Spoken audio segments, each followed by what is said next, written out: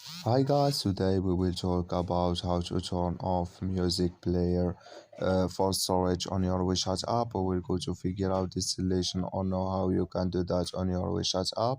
All you have to do, you just go down here, you click here on me, then it's going to take you to next window here.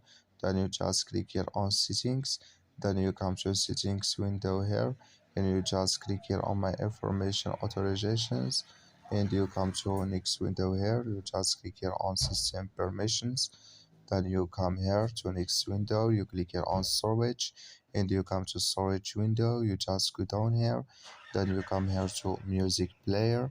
You will click and it's going to show for you window like this.